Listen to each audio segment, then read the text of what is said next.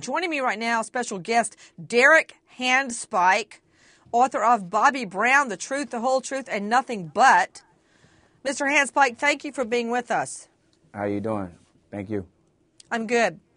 Mr. Handspike, in the book Bobby Brown, The Truth, the Whole Truth, and Nothing But the Truth, which is ironically the oath that you take before you're sworn in to testify, he states that he believes that Whitney Houston had an agenda for marrying him, and that agenda was to clean up her image. Now, that is certainly a unique perspective. Explain.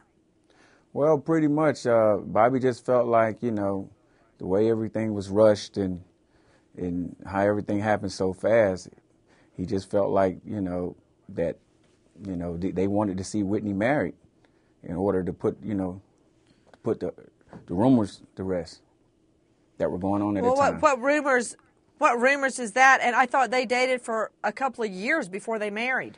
Yeah, actually they did. But like I said, marriage is another thing. Tell me this, Mr. Handspike, how is Brown doing right now? Actually, he's holding up pretty good, and he has to do so because of Bobby Chris. Me and his nephew spoke with him briefly yesterday, and he only spoke briefly before he put Bobby Chris on the phone with his nephew. And he's pretty distraught, though. He's taking it really hard. I mean, he just lost his mother, then his father, now Whitney. I mean, he's pretty hurt right now. Mr. Handspike, Bobby Brown has stated, well, in your book you write, that he did not use cocaine until he meets Whitney Houston. Sir, I find that very hard to believe. Is that right? Well, that's what he said. So, I mean, it came out of his mouth. So Whitney was her own person, Whitney liked to party and have a good time, too. I mean, just as well as Bob. How did Brown talk her into doing the reality show Being Bobby Brown? Oh, man. I don't know. Whitney kind of just showed up on the sets and stuff. It wasn't like rehearsed or, set up for... Well, wasn't it in their home?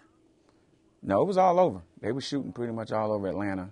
And she would just show up on the set, and that's pretty much how that went. It never was nothing. Whitney really wasn't supposed to be a part of the show. She just kind of showed up. Yeah.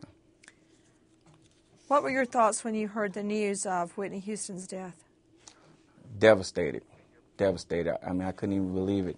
And it's still really just registering now and just sinking in. And I try not to watch too much TV because, I mean, I was just totally devastated. It's just unbelievable.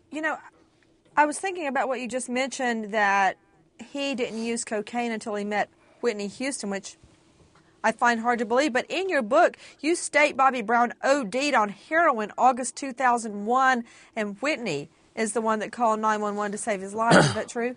Yes. That's what Bobby said happened. That he said he was actually dead for a few minutes. And actually, when the paramedics got there, they took the paddles and kind of brought him back.